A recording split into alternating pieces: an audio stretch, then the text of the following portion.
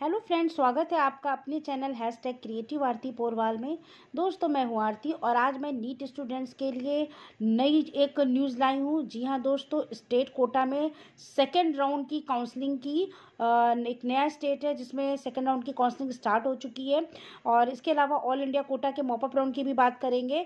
तो दोस्तों, इस सारी बातों को सुनने के लिए आपको पूरा वीडियो देखना पड़ेगा, बीच में बिल्कुल भी स्किप मत करिएगा। अगर आपको ये न्यूज़ अच्छी लगे तो इसको लाइक और शेयर कर दीजिएगा। और अगर आप वीडियो पे नए हैं, इस चैनल पे नए हैं, तो मेरे चैनल को सब्सक्राइब करिए और उसके आगे जो बेल आइकन का बटन है उसको भी प्रेस कर दीजिए ताकि सारी लेटेस्ट इन्फॉर्मेशन आपको सबसे पहले मिल सके। तो चलिए दोस्तों, आपको बताते हैं। आज हम बात करेंगे महाराष्ट्र की।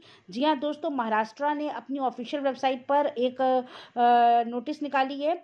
गवर्नमेंट ऑफ महाराष्ट्र, आप देख सकते हैं, state common interest test cell NEET UG 2020 second selection list for state quota seats of MBBS और BDS कोर्स एकेडमिक ईयर 2020-21। दोस्तों, आपको बता दूं, महाराष्ट्र ने सीट मैट्रिक्स रिलीज़ करने वाली है सेकेंड राउंड काउंसलिंग के लिए। और उसी के अलावा सेकेंड जो सिलेक्शन लिस्ट है उसके बारे में नोटिस जारी की है। The directorate general of health services new Delhi has published notice on website. As per the notice, all India quota vacant seats after all India second round are transferred, reverted back and deemed to be converted into state quota। बहुत ध्यान से इस बात को समझिएगा कि all India Kota के second round की काउंसलिंग के बाद जो सीट्स वैकेंट रह गई हैं उनको ट्रांसफ़र कर दिया गया है स्टेट कोटा में। जी हाँ, उसको कन्वर्ट कर दिया गया स्टेट कोटा में। It is be noted that the candidate who join their allotted seat of all India quota Central University of Round 2 will not be able to resign from their allotted seat, and candidates who have joined a seat in deemed universities in Round 2 will not be eligible to participate in any further rounds of counseling। बहुत ही बड़ी news है दोस्तों। आपको बता दूं, महाराष्ट्र ने notice में ये निकाला है कि जो कैंडिडेट अलॉटेड सीट पर ऑल इंडिया कोटा की जो राउंड 2 की सीट अलॉट हुई थी उसको रिज़ाइन नहीं की है, और बल्कि उन्होंने ज्वाइन कर लिया है डीम्ड यूनिवर्सिटी में। उनको जो डीम्ड यूनिवर्सिटी में जो कॉलेज मिला था उसको उन्होंने ज्वाइन कर लिया है। राउंड 2 काउंसलिंग के बाद वो कैंडिडेट पार्टिसिपेट नहीं कर पाएंगे किसी भी राउंड की काउंसलिंग में। ठीक है दोस्तों, आपने अगर ऑल इंडिया कोटा की सेकेंड राउंड में जो सीट अलॉट हुई थी उसको आपने अगर ज्वाइन कर लिया है डीम्ड यूनिवर्सिटी में, तो आपको कोई भी कॉलेज चेंज नहीं कर सकते। किसी भी प्रकार की काउंसलिंग में, चाहे मॉपअप राउंड हो या स्टेट कोटा की हो, आप उसमें पार्टिसिपेट नहीं कर पाएंगे। In compliance with the directions of honourable supreme court of India pass in WP number 267 of 2017, ये उन्होंने एक एक्ट के तहत निकाला है।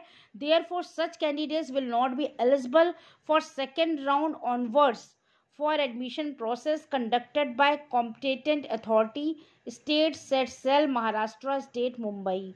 ठीक है दोस्तों, ऐसे कैंडिडेट एलिजिबल नहीं होंगे फॉर सेकेंड राउंड के ऊपर जो भी एडमिशन प्रोसेस होगा और काउंसलिंग होगी उसके लिए।